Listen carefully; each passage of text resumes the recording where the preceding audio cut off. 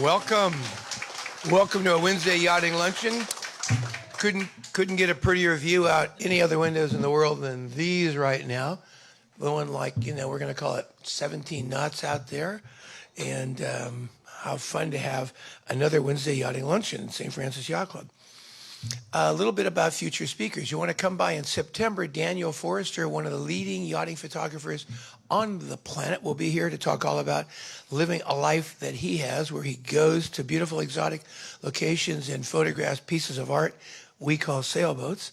Then you want to come in September 5th to listen to Rich Jeppesen, who claims the same treat. His talk will be about making a living doing what you love. He created Olympic Circle Sailing Club, and he will talk about how sailing clubs, that is to say, commercial businesses that provide boats and sailing activities, are transforming the world of sailing. And he'll give you a pretty good argument in that case. You also know that after wars, World War II, our planes would come back, and planes all around the world came back from wherever they were bombing, and rather than land with bombs aboard, they dropped those bombs in the closest lake, bay, or river inlet before the airport. What, you're saying to yourself? You mean there are munitions decaying underwater around metro areas? Yes. We'll have one of the world's authorities on that, Chris Welch, come to talk all about underwater munitions dumping bigger than banning straws in the oceans. He'll say they're certainly more toxic. You want to come by in August to listen to Joe Pratt talk all about completely zero-emission marine vessels. Zero-emission marine vessels. We have a growing use of hybrid cars on land, terrestrially. Well, guess what? The same thing is happening in the oceans. Joe Pratt is CEO of Golden Gate Emission Marine, and he'll talk all about the dynamics of creating pollution-free shipping. August 8th, the renowned naturalist Michael Ellis will be here to talk all about Africa. He has incredible adventures around the world, and he likes Africa a lot. And he'll come back with pictures of lions and tigers and every kind of beautiful creature from the world of Africa. And next week, we heard all about hurricanes Irma and Maria. Well, we're going to talk to somebody who survived both. And she has a yachting business where she travels around the world using social media to talk about her yachting exploits and her yachting adventures. She's a lawyer and a business person and now an online personality in the world of yachting. So cool speakers coming up. A little bit about our speaker today. So I'm always interested in how people first touch the water, and our speaker today first did so at age 2 or 3 while going fishing with both of his grandfathers. Back and forth, they would go sailing in little lakes and creeks, not near an ocean yet, but he kind of got the bug, it kind of got him interested. And so while studying electrical engineering in University of Montana, he took a trip to Hawaii, and while in Hawaii, photographed and followed tiger sharks underwater, and the hook was set. Now he knew for sure he wanted to change from being an electrical engineer to being a marine biologist. Ultimately, he went to the New England Aquarium and then angled away so he could go to Florida, where he would basically have to work really hard in the Florida Keys. Tough service. I know we were going to all cry about having to work in the Florida Keys like that. These underwater, blue water dives, taught him lots. And he began to notice that the sounds underwater were affecting animals, and he began to be increasingly curious about that, and ultimately went to the UC Santa Cruz and got his master's degree in ocean sciences and then his PhD in ocean sciences. And UC Santa Cruz has an incredible opportunity because they have a lab set up with the same mammals and animals and fish that they have in the Monterey Bay. So he gets a controlled environment and a natural environment, and he could compare them back and forth. From there, he became, for 6 years, the director of NOAA's, Ocean Aquatics Lab. Ocean Aquatics Lab. Have you put those words together before? It's interesting because whales can hear about 100 miles. We can't. But we can see pretty far, but they can hear like 100 miles. So he began to pay attention to this subject and dig deeper and deeper into it. And the Navy got interested because sonar was being blamed for damaging wildlife. And so he began, gathering more and more and more data on this point, ultimately spoke at numerous congressional hearings on this subject about especially, the danger that sound was inflicting on animals in the ocean. In 2009, he created his own consulting practice with clients such as the U.S. Navy. They can pay the bill. Energy sector clients and shipping clients, always with this issue about what does the aquatic sound doing to the animals. He's spoken before the United Nations 3 times on this subject. And so I'd like to welcome one of the great authorities on this subject. And why don't we bring up our first female Commodore to give us a welcome. She's in the room. Come on up, please. Welcome Commodore Teresa Brandner. Commodore,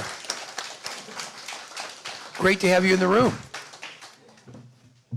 Thank you, Ron. And I am not an expert on this subject. I didn't want anyone to be misunderstood. No, welcome to members and guests here in the room and all those of you who are online. Great to see you signing in and watching us. Really interesting speaker today. Again, something very important to us, and it's really interesting to hear the story of Brandon and how he evolved into what he's doing now. And it just shows when you follow your passion, like we all want to do and try to do, and some of us are very successful. Anyway, it's great to hear that this story has come to fruition for you, and also really looking forward to hearing what you have to tell us. Thank you. Thank you. Thank you, Teresa. So to speak about marine mammals and noise, one of the world's authorities on the subject, Brandon Southall. Brandon.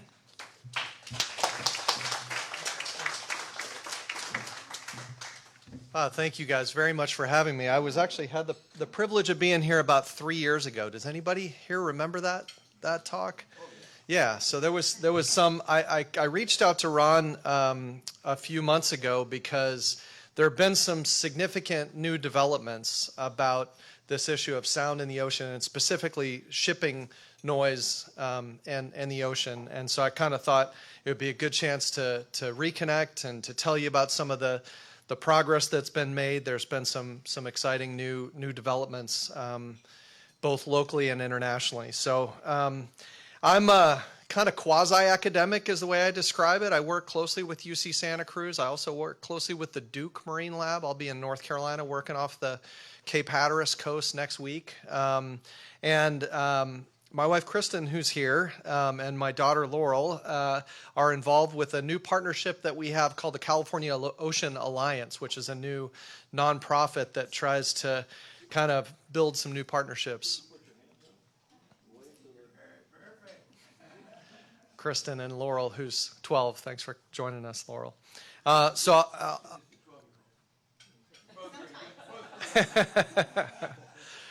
Okay. So I thought I would start. I am going to mainly try and talk about ships and about ship noise, given the interest of the group here. But I thought maybe I'd start with just sort of describing why this is an issue, why sound in the ocean and the noise of ships and other human sources is something we're aware of and studying and trying to get a better handle on. And this isn't just a marine mammal issue. Fish, some invertebrates, but just generally, animals in the ocean use sound to do many of the things that we do visually. Ron made a good analogy. We can see a long way. We're largely visual creatures. We can hear, of course. It's an important part of our sensory environment. We can feel things. We can smell. Marine mammals can do all of those things as well. Actually, the sense of smell in some whales is really acute, and they probably find food by their sense of smell. So it's not like hearing is the only thing. But when you go under the water, you can't see as far. Chemical senses get mixed up underwater, and sound travels disproportionately long distances and faster and more efficiently. The medium of the environment, the acoustic environment, the ocean favors the use of sound.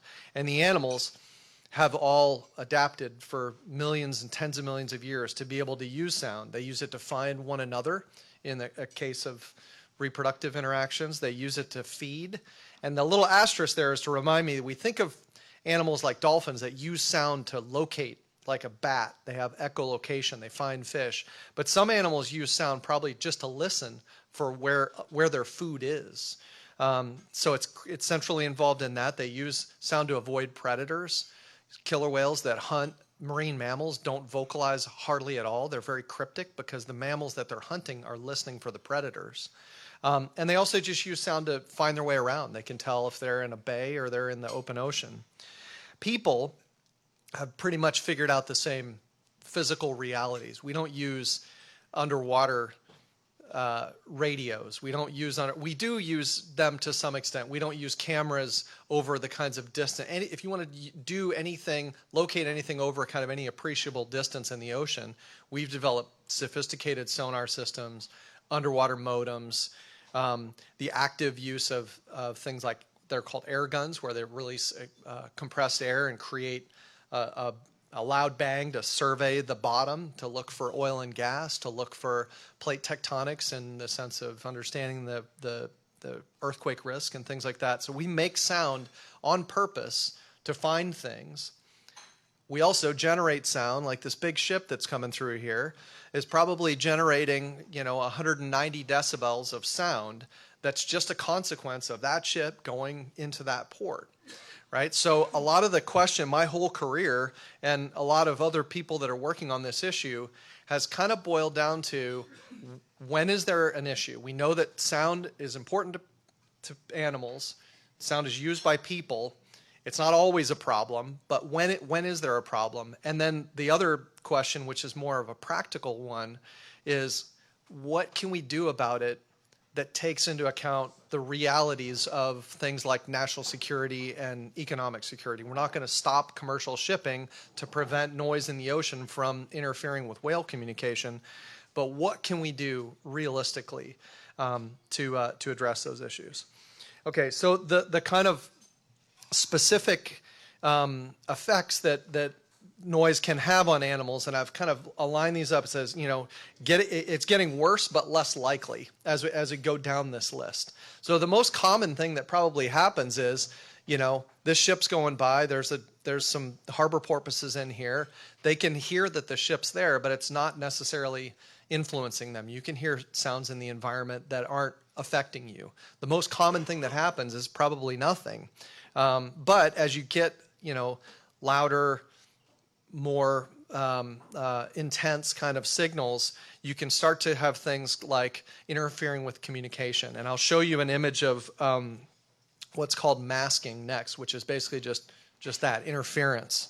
You can also, with loud sounds, cause hearing damage in these animals. The lab in Santa Cruz that Ron mentioned, we have animals under controlled settings where we can measure what sound actually causes a temporary change in the hearing of these animals that you can use to predict when would you actually hurt them with sound. Turns out it takes a lot of sound to actually hurt these animals. They're pretty tuned to be able to deal with sound because sound is so important to them. Some of them make really loud sounds. A lot of the work that we're doing with the Navy has to do with behavioral responses.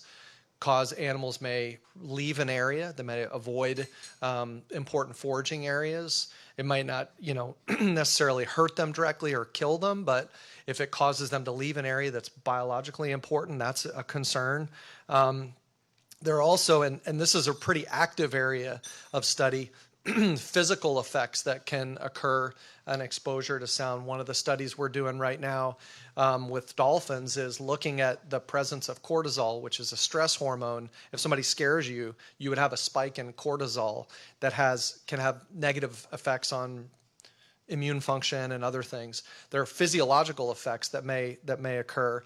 And then the last one, sort of italicized in bold, because the stranding issue is what made people really aware of this. The whole Navy sonar inducing strandings, mortalities of dolphins kind of raised a lot of awareness about this issue. It's probably really rare that occurs. They occur in pretty specific circumstances. We've learned some things about them. It sort of drove the recognition that this was an issue, but a lot of the interest and a lot of the focus now has to do with some of these sublethal kinds of effects. And when are there problems from either a behavioral disturbance perspective or a masking perspective? And this image shows the calling of a blue whale. And you got to, if you put yourself in the life of a blue whale, you got to slow everything way down. So they call about once every 5 minutes, but that's like regular communication for blue whales. But you see the regular pattern there. There's kind of an initial call that's at the higher frequencies, and then you have those lines that are like notes. It's like a voice. It's like a blue whale saying hi, right? And so initially, before you see this cloud of the ship come in, you can see those elements of the notes present there. And then as the noise from a passing ship comes through and fills up the space, you see the second note, you can see most of them. And then by the third one, you can see the one on the bottom pretty well, but they starts to fill in. And then by the time you get to the end, it sort of covers it up. That idea of masking, of interference, is one of the main issues that we have with ships. There's not an issue about the sound isn't loud enough to directly harm most of the animals. Most of animals that live in places like that, they're used to vessels. The behavioral parts aren't as big of an issue. But for an animal like a whale that's making low frequency sound and the ships are producing low frequency, it could limit their ability to talk to one another. And we've developed some kind of...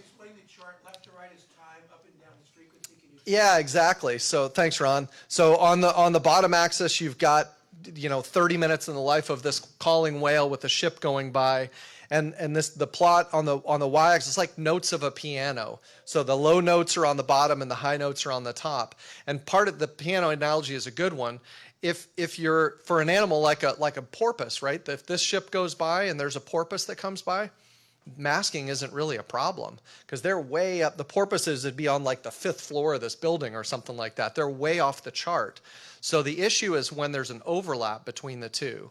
So the issue for the issues associated with ship noise largely have to do with big animals like whales and dolphins that are working on the same notes, the same part of the keyboard.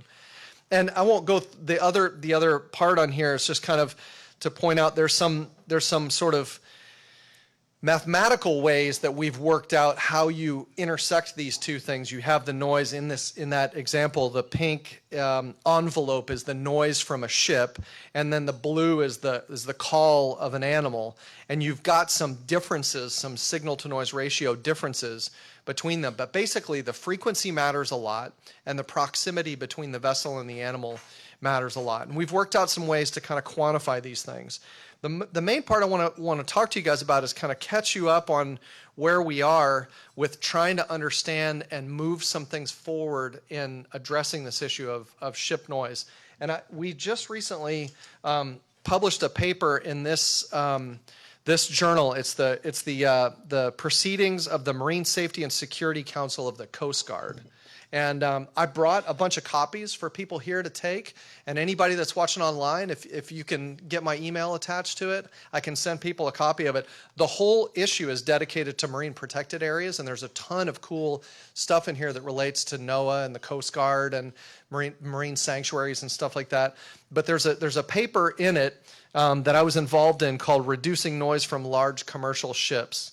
And it traces the history of this whole issue. And when I was here last time, I think I spent pretty much the whole time giving this whole story. And I'm gonna kind of skip over some of it, but I'll give it to you briefly, partially just to illustrate the time that it takes to get something. So we're now working this issue at the level of the United Nations. There's a specific resolution. I'll build up to that point.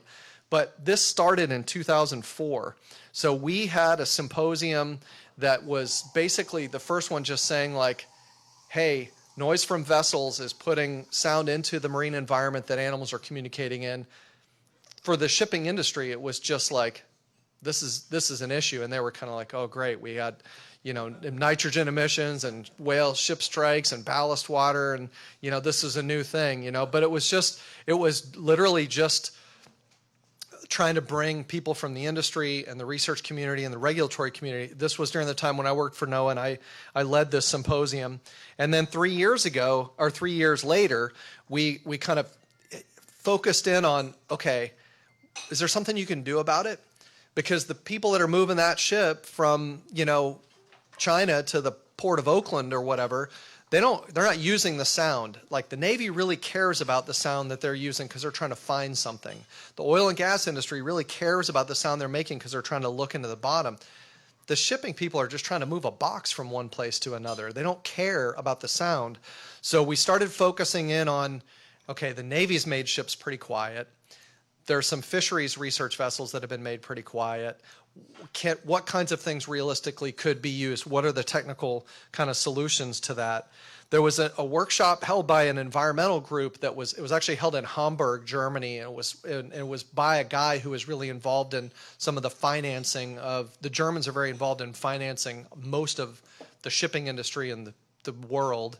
And it was brought shipbuilders and brought some of the designers in. And this is a whole process. So when you go into a venue like the United Nations, and the International Maritime Organization is a part of the United Nations, there's a whole sequence of things that you have to do to kind of get this on the table. And I won't go through all of it. It's actually detailed pretty well in here, where we just said, hey, this is an issue. The next meeting they say, let's form a correspondence group. The next step, you form you make some actual recommendations, and there's some other things on here that I won't go into in detail, but there's some key findings that came out of these correspondence groups that led to a product that made some specific recommendations. And there were some really key things like there's promise in that most of the loud ships are contained. There's a lot of the noise is generated by a fairly small percentage of the loudest ships. So sound is an exponential factor. So what seems like a small increase, like 6 decibels, is actually a big deal because it's a logarithmic unit. So you could actually just deal with not even the whole industry, but a subset of the industry. There's a big difference between vessels, and really the people looking at it. So there was initially the Marine Environmental Protection Committee of the IMO, and then it switched to the Design and Engineering Committee. So this is like the people that run the model basins, that build and design the propeller systems relative to hull shapes of big ships. And they basically said, focus on cavitation. The propulsion systems are really what matters. And you could probably get 6 to 10 decibels back without a whole lot of cost. And the cost of that could probably be made up to some extent in fuel savings. You would think it's then a no-brainer that everybody would do it. As you guys probably know better than I do, the shipping industry is really complex. The people that build the ships, the people that design the ships are not the same people that build the ships, are not the same people that own the ships, are not the same people that operate the ships. It's a pretty diffuse and complex and very old industry, so change kind of comes slowly. But in 2013, we made some specific recommendations that came out of these multiple correspondence groups. So 10 years after this initial effort, and most of them focused on propulsion. So if you go on a submarine, it's got every little, junction and joint. There's all the engines are mounted on shock mounted things to reduce vibration, all of that. Those things come later. They're farther down the list in terms of dealing with it. All of the focus really of this initial recommendations had to do with propulsion systems, different types of propulsion systems, different combinations of hulls and propellers. So that was formally made and endorsed by the IMO, the International Maritime Organization, which is a component of the United Nations. Okay, now I switch to the new stuff that's happened since then. Last April, something like that, before this meeting, the UN Oceans Conference. So the U.S. actually kicked off, they called it the Kerry Oceans Conference because John Kerry initiated the UN Oceans Conference when John Kerry was the Secretary of State. The U.S. was less involved in the Oceans Conference and is less involved with the UN generally right now, but other countries have sort of picked this up. The government of France co-sponsored, along with a couple of environmental groups, this event that was called At the Crossroads, Global Shipping and Whale Conservation. And it actually dealt with both the ship strike issue, whale strikes from vessels, as well as noise. But it led up to, so now the issues kind of moved from the IMO, which is a sub-component of the UN, up to the level of the United Nations. There were some specific recommendations and what was called a voluntary commitment that was made at the UN that was endorsed by the General Assembly at this Oceans Conference that basically said, and there's a website that indicates you can see the whole thing. This was one of the events. The president of the General Assembly of the UN spoke at this event. There were people from a variety of different kind of aspects of the industry, as well as different countries. So this was like kind of the next step. This got it on the radar of the UN as a voluntary commitment that the UN basically said member states will do something about this issue. Didn't say exactly what yet. These things tend to be pretty bland, and you go sort of step by step, but that was a significant step.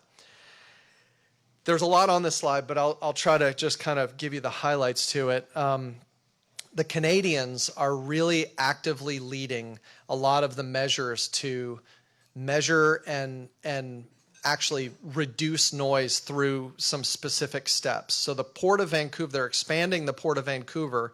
They're basically doubling the number of port calls in the Port of Vancouver over a pretty short period of time. And they've initiated a whole set of both studies and measures to kind of understand and manage the cumulative effects of these factors. Now they have a very iconic species in the killer whale that lives in this area that's really kind of driving some of the attention and awareness of it. But the Canadian government's put about $200 million into this program to try to understand what's going on through a variety of methods, and also to basically work directly with the shipping industry through some incentive programs. So they're actually incentivizing vessels to go slower and reduce the potential for ship strikes, and also reduce the noise that they emit, and actually use some of the quieter kind of propulsion systems that were recommended specifically in the IMO guidelines. So they basically said, if you follow these guidelines, we will give you preferential access and reduce port fees to use the Port of Vancouver. So it's really kind of an interesting, and now everybody's kind of clamoring to try to model after it a little bit. The people at Long Beach, Port of LA, have been in contact with the people in Vancouver to see what parts of this they can kind of mirror. Fair to say our current administration is taking a different approach to some of these issues about sound and engaging at things at the UN, but the French government has really led in this case, and in the UN and at this level the Canadians are really doing some things that have kind of picked up the mantle a little bit. Okay.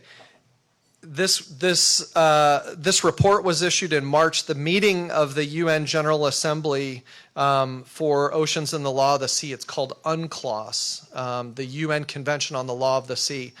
The U.S. has actually never signed it, and that's not a new thing to this administration. No administration has signed that, but we're kind of involved in it, even though we're not a signatory to it. But this is kind of as high as this issue has gotten, and it's a little bit hard to read under there, but down under where it says, the United Nations open-ended informal consultative process on oceans and the law of the sea will focus the 19th meeting on the theme anthropogenic underwater noise. And that meeting happened last month. It was devastating to me that I couldn't go. I got invited to be on the U.S. delegation, and I was in the field, and I couldn't go to it, and it kind of killed me because it was like 2004, up through the IMO and to the level of, the General Assembly, and now it's at this UNCLOS thing, and I got invited to be on the delegation. I couldn't be there. It was kind of brutal. But regardless, we had many people, and there's a lot of people obviously involved in this. And you read the report and it kind of reads like milquetoast. It's like, herewith the member states agree to, communicate on this issue. But it's at the level of these international agreements, it is an incremental process. But what the main part of what this did was it looks back to the states to make specific recommendations about action, and it requires each member state to say what they're doing on this issue on a regular basis. So it's indirect, it's sort of painfully slow, but the issue has now made it up to this, through the IMO and up to the level of the United Nations, and it's being addressed there. And it sort of says we're going to do something, and then they sort of look back to. And it's interesting at these meetings because there's like a central table of all the delegates, right? The people who's the ambassador to the General Assembly. And then behind them are the people, like I am, who know the issue but that aren't sitting immediately at the table. And then after the meeting of everybody at the table, then the people in the second row that really work the issue get together in a back room, and then that's where a lot of the stuff happens. So that meeting was last month. The meeting of the people who are actually working it is kind of an ongoing thing. But it's pretty exciting, and that's kind of some of the new developments of it. It's really taken on this new life. After 2013, it was kind of like, okay, we made these quieting recommendations. What's going to happen? The Canadians are forcing it to some extent, and now it's being addressed at this level. Okay, so I'm gonna wrap up in just a few minutes, but I'm gonna pivot just for the last part of the talk here, and I want to tell you about a new thing that we have going locally in California, and I'm going to transition to it by going back to this article, and I kind of blew it up so you could see some of the people that were on here. And the point that I want to make is the way science, so, in the 60s, I probably would be a research scientist that would be at a university. I would focus on one thing. I would get a grant, and then the next grant, and the next grant to study one thing. And the scientists were here, and the industry was here, and the environmental people were here, and things were really kind of, a little more linear like that, at least for scientists. Researchers didn't really kind of, engage in as much science and policy and kind of things like this in this kind of way. But if you look at the authorship here, not to get into people's names, but I'll just go across. You have a company, a university, an industry affiliate, another university, part of the U.S. federal government, a policy part of a university, the Coast Guard, and two people from environmental organizations. So you have the industry, you have kind of all of the sectors that are involved in this that were co-authors on this paper. And a lot of what we're seeing is the most kind of productive and active work in science, and especially in how science affects decision making and is used in education, is these types of multidisciplinary partnerships.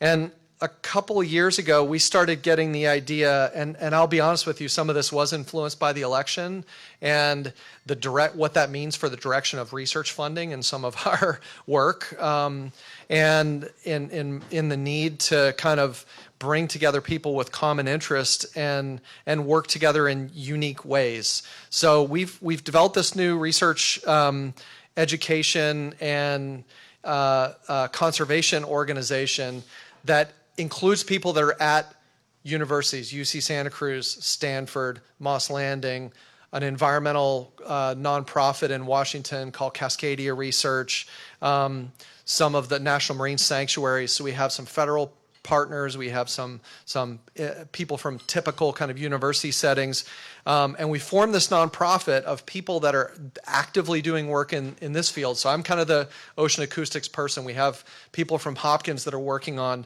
how whales feed and the dynamics of kinematics of feeding, and really cool new technologies to put video cameras on whales and track how they move in the ocean, people that study physiology.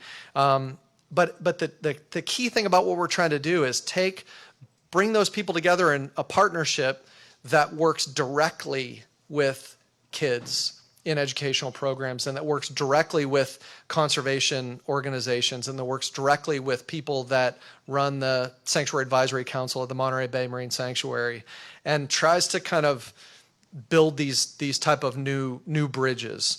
And so we're pretty excited about it. Two things I wanted to mention in particular. There's sort of three components to the organizations, really education, research, and conservation. The education parts that we're doing, the next slide, I'm going to show you some things we did really recently that I'm so excited about. The other, the research component, and I put Seakeepers on here. Are you guys familiar with Seakeepers? Anybody aware of this group? Yeah, a few people. They basically connect people that own vessels with people that are doing science or education, and they volunteer to bring their vessels down, make their vessels available to be part of it. We have a research project we're doing in a couple of weeks where someone, I think he's from the Marin Yacht Club, is bringing a boat down to Monterey Bay, and he's going to be part of the research team for the week. They're bringing a vessel out there. So we're trying to build on some of those kinds of partnerships to try and support research that's more basic and more driven about understanding the system and how it's changing as a function of, climate variability and human impacts. A lot of the work that I do with the Navy and with the oil industry, it's really targeted to, the Navy has a range here, they have to do these things to solve a problem. Many of the places around that we have in the San Francisco Bay Area and Monterey Bay, we don't have the Navy present. We don't have a lot of offshore oil and gas for now. We don't have some of the kind of human impacts of oil spills and things like that for now.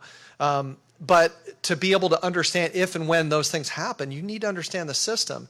But the way federal funding is, it's really hard to get research dollars and to get research support to do basic work. So we're trying to kind of do some of this through a nonprofit and change some of the funding model, honestly, a little bit. And then the third component is we're taking some of the scientists that are working through this, and we're working directly with some of the people that are decision makers. A lot of the times, from working in a regulatory agency, you see people that are non-specialists who are interpreting the science, and it's trying to connect people with that. Okay, last slide. I just want to tell you guys about this because I'm so excited about this education program that we did with these kids, and that's coming up. It's a little bit of a plug for this program that's coming up. But 2 weeks ago, we had 12 high school kids that came to the Monterey Bay. We worked through the National Marine Sanctuary. There was a class component of it, and then every day they went out in the field. They went to Año Nuevo State Reserve. We took them out and we showed them how we study. So the whole thing is centered around methods, research methods. How do we study elephant seals? How do we measure the sounds that they make? How do we put tags on whales? We took them on the Monterey Bay and had them with us when we were tagging humpback whales. How do we study the prey environment? How do we track these animals? How do we study them in the lab? We took them to Long Marine Lab and showed them lab methods. And you had these 12 kids. It's deliberately small, and it's pretty intense. It's kind of a college level type curriculum for these high school kids. We provided scholarships for about half the kids. So we had kids that were from low-income families that weren't kind of able to help support. It's an expensive thing to do, but we're able to bring some kids in and have them come and take this class for free. And I'm really proud of our ability to do this and trying to not just work to teach teachers, but have the educators be the people who are actually doing research. These kids are working with researchers from Stanford who are the leading research in the world on some of these topics. So it was really a pretty amazing thing. And that was a little bit of an add-on to the ship noise thing, but it's our kind of intent of bringing some of these multidisciplinary partnerships home to the California coast and work on some research and some education and conservation initiatives here in California. So I think with that, Ron, I'll kind of leave it there, and thank you guys very much for having me.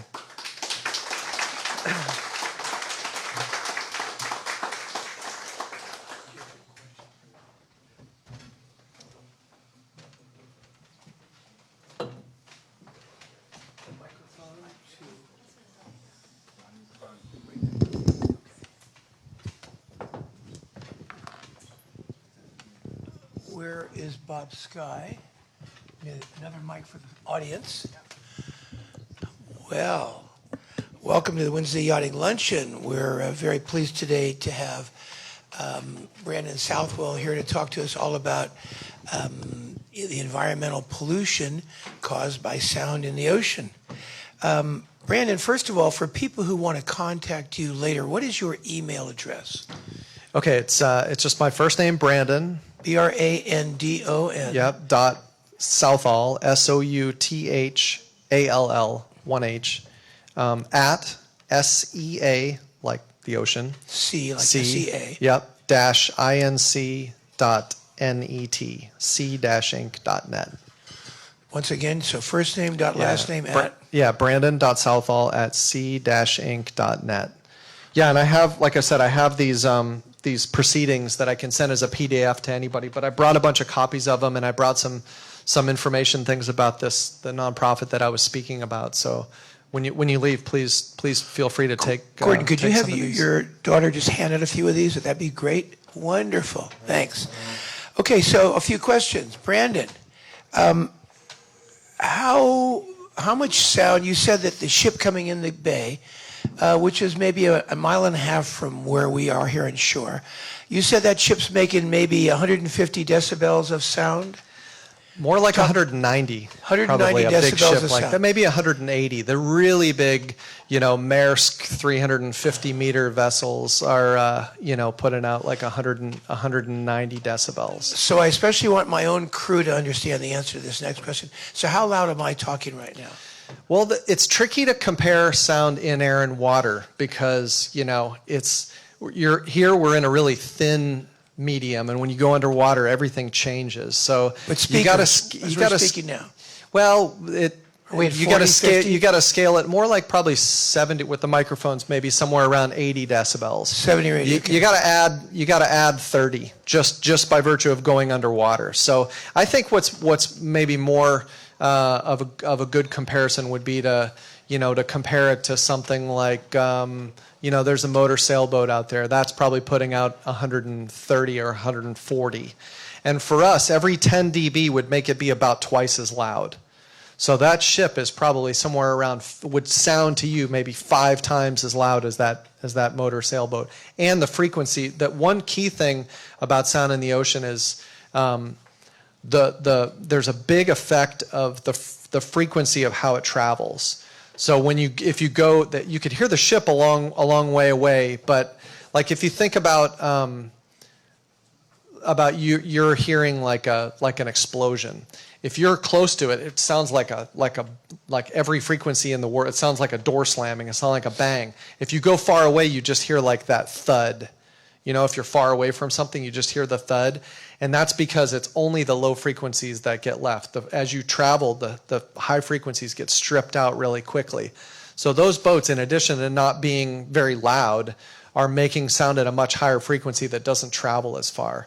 That's why a lot of the issue about sound in the ocean has more to do with it's why the issue about ships is particularly important, because they're pretty loud and they make sound at low frequencies. So compare that, you said, so what makes the loudest sounds in the ocean?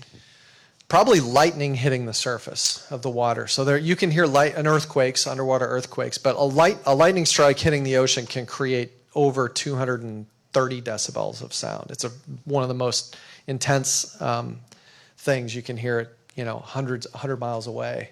Ice cracking is pretty loud. So there are a lot of, and this is probably why, ice, ice. And the other thing that's important is things that are like a crack are very different than a rumble. There's something that has a really sudden onset can actually be a little more disturbing or a little more aware of something that's on continuously. It induces a different type of effect. But rain is actually relatively loud. And maybe it would be more like the level of kind of the small boats here. But how loud? Probably in the 150 decibel range. Rain. Yeah.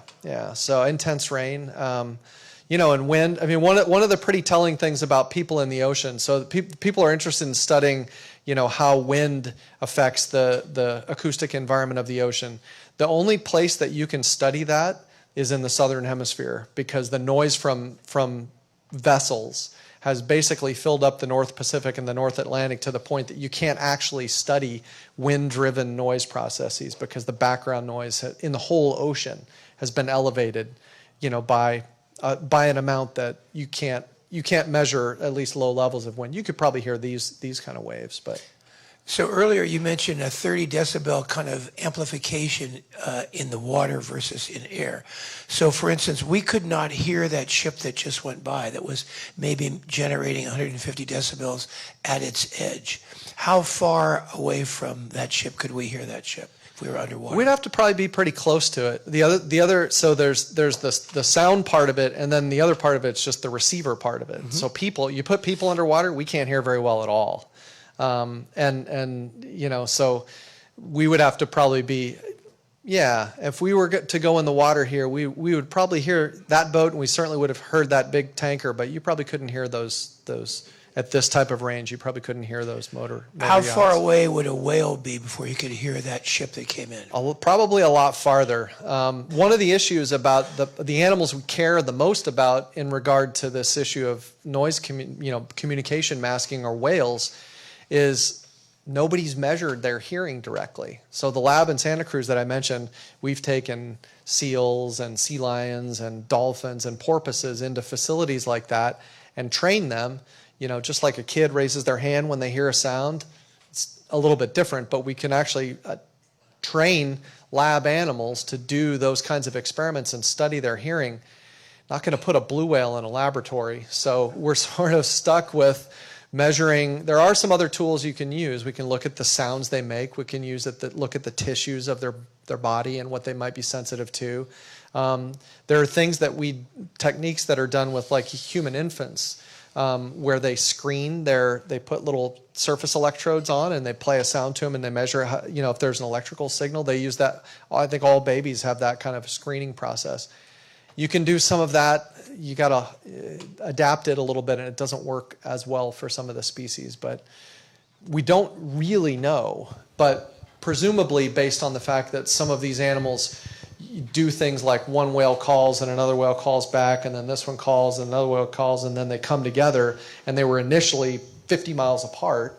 We know that these guys are communicating over some ranges. We don't fully understand the ways that these things happen. I was just down in Cambria with a friend of mine a couple months ago, and he said there was a killer whale killed a gray whale calf in Monterey Bay, and an hour later, the gray whale moms and calves in Cambria stopped migrating. How far within away? Within an hour. I don't know, Monterey Bay to Cambria, it's a couple hundred miles, right? I mean, it's, Cambria, where's Cambria? Down by Hearst Castle. So they monitor the gray whale moms and calves just hug the coastline because the killer whales are after them, and they all just stopped within about an hour of this happening in Monterey Bay. How does that work? Stopped moving? Stopped moving. They all stopped migrating. It just basically was like a log jam. The moms and calves stopped right after this event happened. Are you suggesting that some danger was ahead to them? I mean, there was an actual confirmed kill of a gray whale in Monterey Bay from killer whales, and all the animals stopped migrating. We don't know exactly what happened, but the timing was pretty coincidental. So what's the method by which we're monitoring where the whales are moving or migrating? Do they have little electrodes in them, or how else are you monitoring them? Couple ways. That's a really good question, and it leads me into something I meant to mention about Monterey Bay. So there are acoustic ways, listening ways that we can do that. The Monterey Bay Aquarium Research Institute has a new, and it's online. You can listen to the Monterey Bay in real time. They have a fiber optic cable with a hydrophone on it that comes back to Mbari, and we can listen to the bay. It's kind of a game-changing thing. It's not that common to have something that's real time. There are also places where you can put out recorders and they record, and then you get them back and you can kind of recreate what happened. So that's one way. Here along the California coast, we have a lot of people who watch animals from the shoreline. So there are surveys, shore-based surveys of gray whale migrations, and humpbacks, and people take pictures and study animals through photo identification. Every whale has a pattern on its flukes or on its fin that you can recognize it with. Like a thumbprint. Yeah, like a thumbprint. If you look at on the bottom side of a whale tail, there are little nicks and notches and patterns. That's like a thumbprint that they're used to identify them. And then there are some studies, and some of the work that we do involves putting tracking tags on little devices that will transmit information through satellites that'll record position. And they're starting to get a little more complicated and sophisticated in terms of recording some basic behavioral information as well. What percent of the whales have some kind of tracking device on them at this point? A lot, very small. Like 1%? Yeah, probably something like that. So give us a sense, how many whales are there in the world? Whew. I can ask him. Sure. No, it depends on the species. And some, there were more before commercial whaling happened. There were millions of whales. There's probably millions total across all of the species. But like humpback whales, there's probably 200,000 humpback whales in 12 different populations in the world. Many of the species have bounced back from whaling, but people, it's hard we think of whaling as like this, New England, Nantucket days. There was a whaling station in San Francisco in 1962. They were still hunting humpbacks 55 years ago. So the whales are very long-lived species. That was still a fairly recent event, but humpbacks are doing okay. Gray whales are doing good. Those animals were endangered and have been delisted from being endangered. But then other animals like blue whales haven't bounced back the same way. Animals like right whales on the East Coast haven't bounced back. And part of the question is like, okay, why have some bounced back and why haven't others? And are there things that people are doing? Ship strikes, which we've had some on blue whales not far from the mouth of the Golden Gate Bridge here. Right whales are getting hit by boats and tangled up in nets. Noise is one of those things that's probably not hurting them directly, but if you're reducing the range over which these animals can communicate with one another, you are influencing their communication systems and potentially their mating systems. So the answer is probably, for an animal like a right whale that lives in Boston, and the East Coast, these heavily populated areas, their numbers got knocked down very heavily, and now they're facing a variety of challenges, shifting prey patches and direct strikes and disturbance. And those things probably collectively are impeding their ability to recover from being almost made extinct from whaling. So we have a question from the net. Go ahead, Julia. First, an early comment was that sea life seems attracted to sailboat noises and the creaking and so that they are attracted, which is a little different story. But is that true? Is that true? I think we've definitely documented cases where animals, through controlled experiments, where animals will actually approach and investigate sounds. So it can be true. I should probably add that onto my list of attraction. That it has been documented in a number of cases, and I've seen it as well. Yes, we've experienced it, of course. And other two questions are about nuclear power is quiet but too expensive. Is that correct? And also asking about supplementary kite power for ships. Let me address this. Well, I'll say on the first one, I think my take on the whole energy thing, having worked in very pristine areas where people are taking oil out of the ground, and also work some with offshore wind and all sorts of alternatives, is every type energy is not free. Every type of energy that I can think of has some type of negative consequence of it. The chemicals that are in solar panels are pretty toxic, and how do you deal with them afterwards? So, there are pros and cons of everything, and there's no free lunch when it comes to energy. I won't say anything else about nuclear, but on the kite issue, that's a really good point. There's several different companies, and they were involved in this quieting technology workshop that we had, where it's basically like supplemental power for vessels, for big ships, and they only use it. They don't use it. They use it to augment. It's not like they become purely sailing vessels, but they basically use it to in the middle of like Great Circle route kind of things for really big ships to provide some supplemental power. So what's the sound component? Excuse me what's a the sound second. component of That- kite? Alex- What's the sound component of the kites?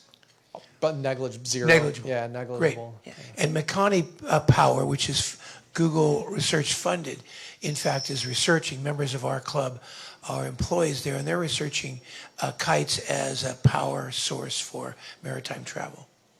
And Julia, another question. Yeah, it's just that Alex can't ask that question and has a website of information if somebody's interested. I have On nuclear powered ships. on sailing assisted, kite assisted. Kite assistant. Okay. Yeah. Alex who? Kent. Alex Kent. Okay. Yes. There's a plug, Alex. Seen in the back. Johnny, if you'll get the mic out to the back. In the meantime, let me ask, how much sound do whales make? How loud are whales? Yeah, it's a really good question. They can be as loud. I mean, blue whales can make sounds that are probably as loud as that big ship we were talking about, 190 decibels. So you can hear whale sounds have been recorded at ranges of 2,000 miles from recorders localized to. Whale sounds have been recorded 2,000 miles away from the whale. Yeah. Are these underwater recorded or in Yes, air? underwater recordings. And you earlier said that, and this is probably a round number, but you said you can amplify any sound by about 30 dB by going underwater. I might have generalized too greatly, but talk a little bit about that. You said underwater the sound is amplified compared to just hearing sound across the air. Yeah, it's just the physics are just different. It's a more dense medium. The sound travels faster. It's just a more efficient medium to put sound in. If you put sound in rock, it goes even faster because it's even denser. So the speed of sound in air is whatever, 650 miles an hour. What is it in water? 1,500 meters per second. It's about 4 times faster. 4 times faster in water. 343 meters per second to 1,500. Okay, do we have a question here? Yeah, so thanks very much for your talk. We're really enjoying it.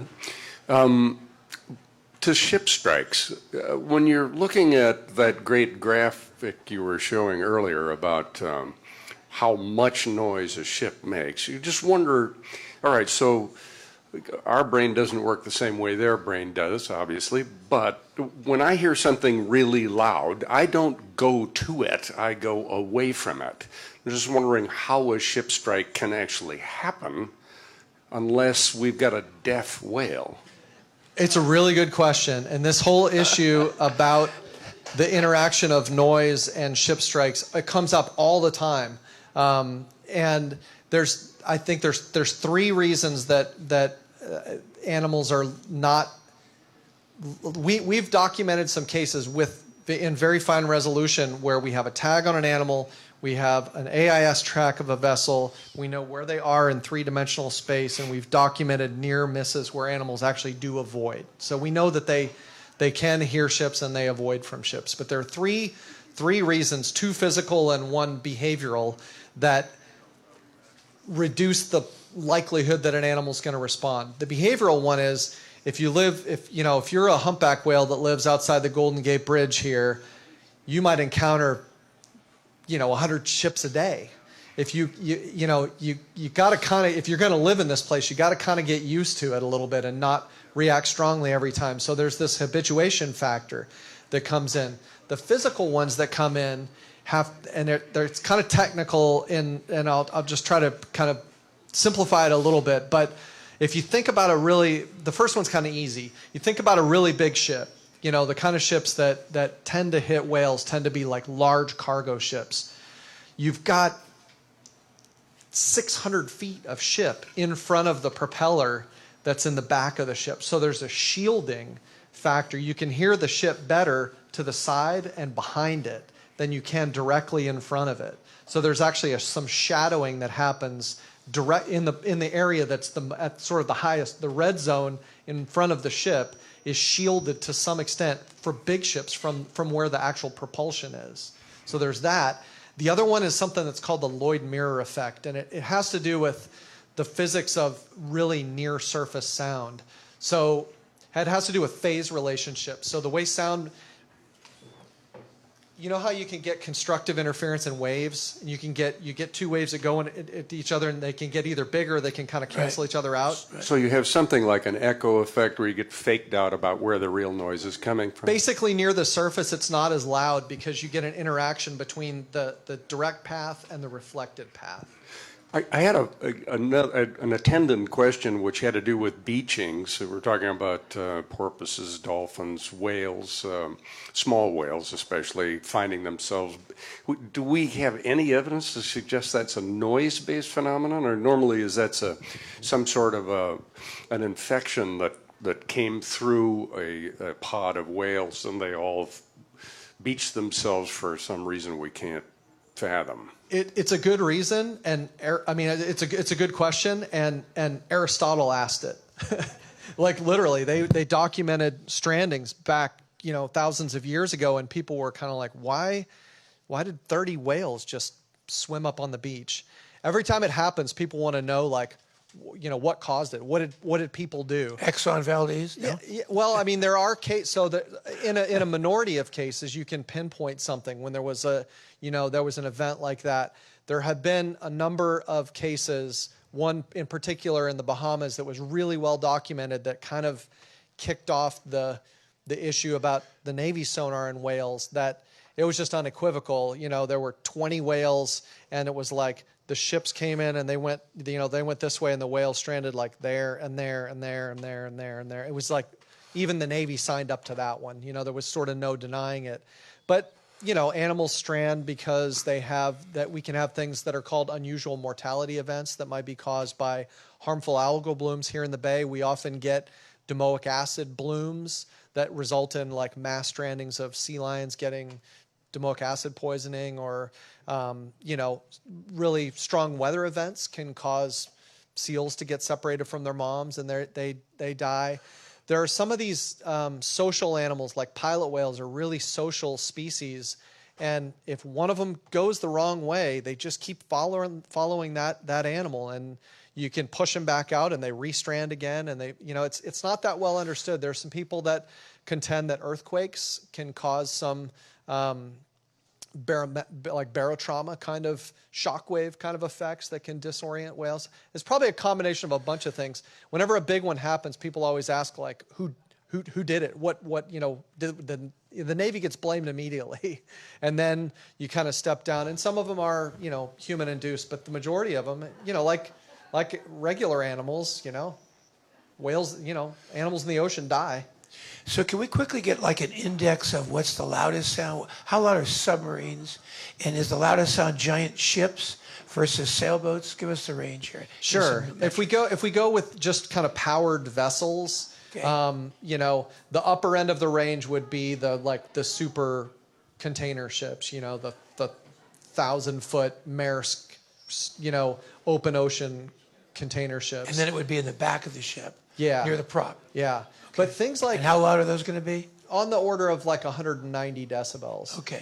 Things like some of I think I saw a tugboat coming through here earlier. The higher, the more power you have, and the more that you're doing. There's one other thing I'll say is there are some sort of surprising things that come from things like dynamic positioning systems, can actually be on ships that when the ship is just transiting normally, it might be 160 decibels, but when they go into dynamic positioning, when they turn the prop. Yeah, they turn the props, and it's pretty directional. Things like azipod propulsion systems and stuff like that. Which could go 360 all the way around. Yeah, exactly. But directionally, those things could be almost as loud as a real, a really large vessel. Yeah. So some of the times, and some things that we've kind of included in some of these recommendations that aren't like building kind of design recommendations, have to do with operational things where you say, if you're in a sensitive habitat, if you're a cruise liner that's in Glacier Bay, don't use your dynamic positioning as much, or try to limit it because it echoes and hurts the animals more. Yeah, and it's just a more it's not that intuitive. Captains sort of don't think about the noise that results from the use of these kind of things. But they can actually be really loud. Things like jet skis are actually really loud, even though they're not that big, because they're designed to vent all the sound underwater to prevent things from people that ride them. And then your sailboats are the quietest things out there. How loud? Almost inaudible when they're not operated under motor power. So you didn't get submarines. Where do subs fit? The modern diesel electric submarines, they actually project noise to appear to not be a hole in the water. Because they're so quiet. They're quieter than that noise. they generate noise to be hiding themselves. Yeah. Got it. A good question, Jim Bradley. Brandon, how about shoreside plants, say, for instance, the PG&E plant at Moss Landing or the plant at Davenport? Are they putting out a lot of sound into the ocean? That's a good question. More of the issues that I'm aware of that have to do with noise generated from shoreside activities is things like construction activities, where you can have, you have pile driving that goes into the ground, and it's audible. It can be measured, large distances away from it. But yeah, you've got there at Moss Landing. It's a huge operation, and it's locally probably relevant for animals that live in the slough, in Elkhorn Slough there. So animals like harbor seals that use underwater sounds to communicate. Probably right around Elkhorn, right around the Moss Landing power plant.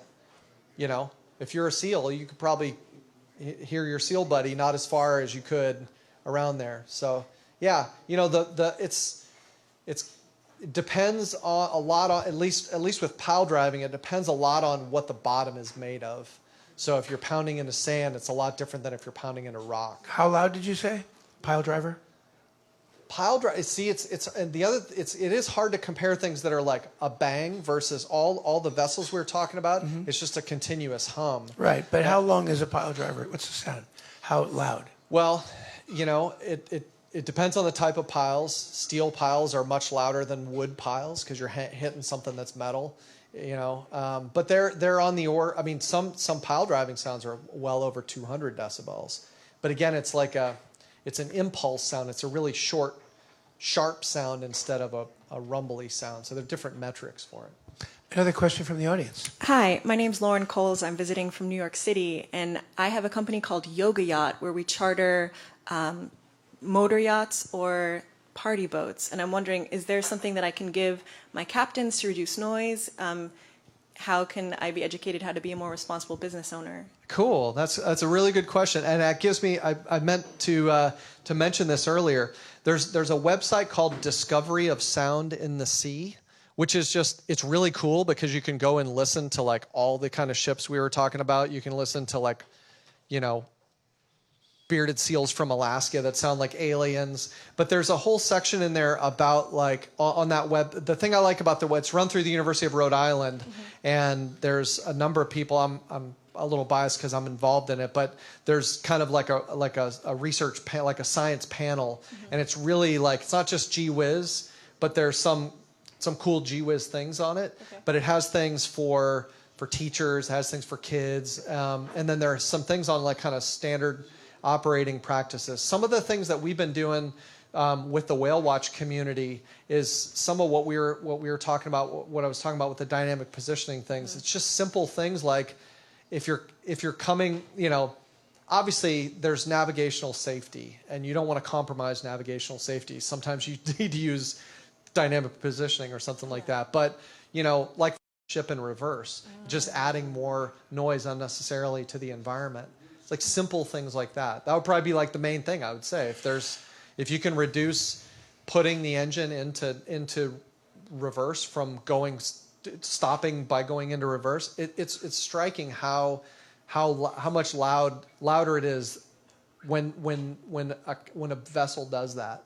It's just a simple thing, yeah. So what's the sound at which your ears bleed or something? When do humans get hurt by sound? What decibel level? And then what's the same thing for animals in the water? Yeah, so there's the dynamic range is kind of the term of what you're talking about, and for people it goes up to about 120 decibels, but it's all relative. So take those numbers I talked about, and it's not really relevant because that's relevant to a person.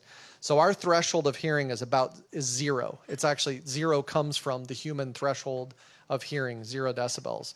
It takes 120 decibels of sound to actually hurt us. So we've got this To hurt us. We've So got this north kind of a range. 120 is damaging us. In air sound to a human. But all of that, like I said, you've got this sort of step up that's just a difference of the physical part of the ocean. And the ocean, because the ocean is a noisy environment, most animals in the ocean can only hear as well as the quietest ocean that there is. Because why would you hear quieter than that? So everything stepped up. So for a dolphin, the threshold might be something like 60 decibels of underwater sound. But we know for a fact that they can tolerate sounds over 200. So that's 60 to 200. That's 140 at least. So they have a bigger range from what they can hear to what hurts them than what people have. So we want to compare again. So how does it hurt us? What does it do to us? And then what does it do to the animal? Yeah, so there's some physical things that happen with really loud sounds that can influence both. They can change our hearing by chemical things that happen in the ear. Your ear sort of adjusts in ways that your eyes do. If you go into a movie theater and you can't see very well, and then by the end of the movie you get up, you can see, there's a chemical change in your eye that's happened that's adjusted your sensitivity. The ear does something similar, but if you push it too hard, you can damage it. And then the next step is you start getting into like actual tissues, that are damaged. And then, you can actually have like eardrum rupture but those tend to happen from things that are like really impulsive sounds, like an explosion or something like that. Those have been documented in whales that have been around, like, mine detonations, or the Navy will test explosives. If they're going to test the strength of like a ship, they would like hull test the ship with like a big explosion. And so do we know how it damages the whale's ear? Probably pretty similar. It's Okay. like a kind of like barotrauma. Like Okay, so it's now a different trauma. range. So that's whales. What about shrimp? How are they affected by sound? Good question. Some invertebrates do use sound. They don't have ears, kind of in the conventional sense, but they probably they have systems that are kind of like what fish have. So fish have these things called otoliths, and they're like basically like little stones that have sensory cells on them. And the fish's body and the stone basically moves differentially, and the cells between them can sense, movement. And so it's kind of a blurry line for fish. It's kind of a blurry line between hearing and feeling. And we actually, terrestrial mammals, evolved hearing from a structure that was like that. That was basically initially a feeling kind of a cell. And so it's a different kind of thing. But some animals like mantis shrimp they do two things. They advertise sound to say that this is their territory, and some shrimp can actually use sound to stun objects that clamp their claws together really, really quickly, and it creates a pressure bubble that can kill their prey. So there are actually some animals that hunt with sound. And so part of the damage that sound does is that it causes so much interference in the sound signal that a whale doesn't know where he is, can't find his mate, colleague, whatever. And then there's other damage that can be done to the physiology of the animal. And then you're saying it also can affect their predation, their ability to hunt. That's what you're saying. Yeah. 3 kinds of damage. Yeah, and it's like that graph that I gave, or that flow chart that I gave. There, the more kind of dramatic you get with these things, the less common they are, But there are kind of a range of things that can happen that can, interfere with their abilities to, live and communicate. Question for the audience, Kim Dessenberg. I read a book about the strandings in the Caribbean, and they documented physical damage to the whales from the sonar. And how do you compare sonar energy with sound energy? Yeah, well, it is. So the sonar systems are, active. It's an active sound that's just used for ranging. So sonar is like sound navigation and ranging. So it's an active signal that's used, and then you listen to the echo to interpret something. So it is a form of sound production. I think one thing that you're referring to is there have been some documented cases of what's kind of a form of decompression sickness, and basically the formation of bubbles in the blood, in tissues, and it's not you. If you have a fluid that's saturated with gas, but it's dissolved, and you project, and this doesn't even have to be in a living organism. If you have a fluid that has dissolved gas in it, you project sound loud enough into it, you can actually cause it to come out of saturation. Any kind of a disturbance, you're kind of causing a physical interaction. Those levels for some of the strandings are rare enough that it's more likely that it had something to do with the way that the animal was diving. So when we first started the experiments in the Bahamas, so the thing you're talking about, that's the stranding that happened in 2000.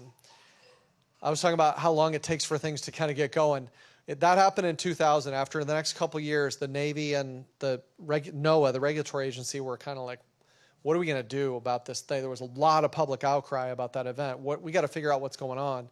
When I came to NOAA in 2003, the formations of we're going to get a project together to study this were getting going. It took until 2007 until the study actually happened in the Bahamas with the same species. And one of the predictions or the concerns about this was that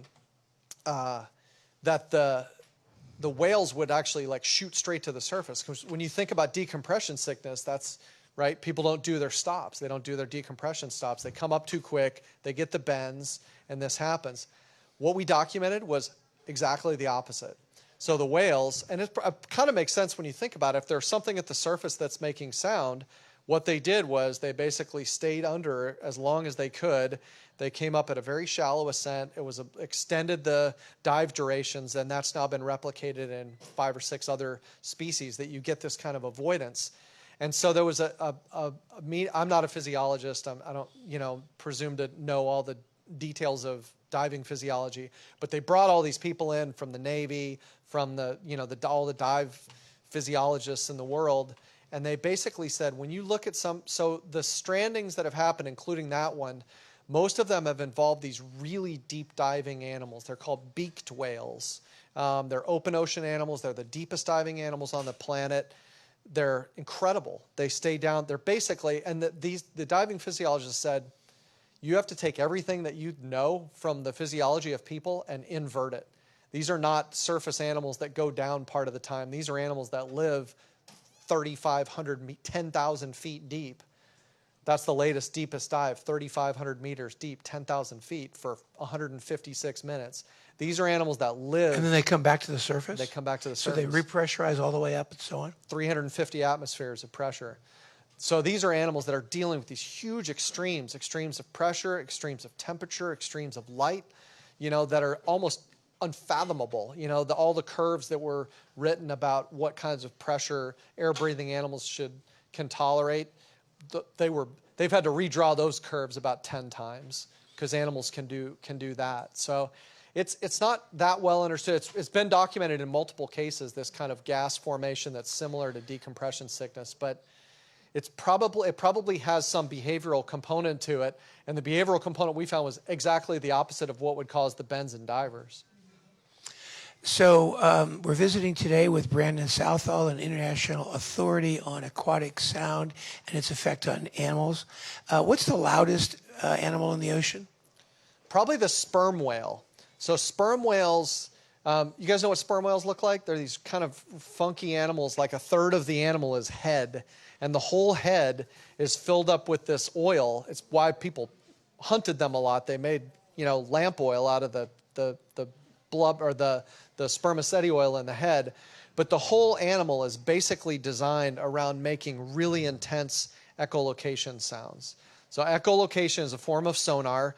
It's what bats do. It's like you project a sound and you're looking for a specific object. So for a sperm whale that's 60 feet long, 20 feet of it is this tissue, and the whole skull is like, it looks like a radar dish. The whole skull is basically a reflector. The sound is produced at the very front of the animal where the nasal passages are. The sound goes backwards through the spermaceti oil, hits this reflective dish, and then is projected out, and there's tissues in the head that sort of focus it, and they can produce echolocation sounds that are 235 decibels. So it's as loud as some of the loudest sonar systems. A lightning strike is 260, a 10,000-pound explosive is 270, but 235 is up there for sure. Divers that have been near it have expressed discomfort from that sound. From that sound. And they give off this sound to find food and locate themselves. It's like a flashlight. They're going around in the pitch black, shining a light on. I mean, they can't do it continuously because it's too hard to do. So they click over here, and they click over here, and they click over here, and then when they see something, they click, click, click, click, click, click, click, click, click, and it speeds up, and then they zoom in on it and they locate it. And they're hunting big squid at 1,000 meters. So internationally, what's happening to America's position of leadership in this subject? I'll be delicate. It's reduced from what it was a couple years ago by virtue of a reduced presence at some of these kind of meetings. So that UN meeting that I referenced, the IMO process was chaired by the United States. The Coast Guard was the chair of that process. Now that it's gotten picked back up in these other venues, we've got other countries that are kind of leading the way. I mean, that said, NOAA still has quite a few acoustic observing systems. It's not like people have stopped working on this issue that are associated with the government. It's just we've kind of taken a less active role in leading some things in an international fora like the United Nations. So we've been visiting today with Brown and Southall, an international authority on aquatic sounds in the noise in the ocean. And Brandon, we really appreciate you visiting with us today. And so with that, the Wednesday Yachting Luncheon is adjourned. Thank you. Brandon, thank you so much. Terrific.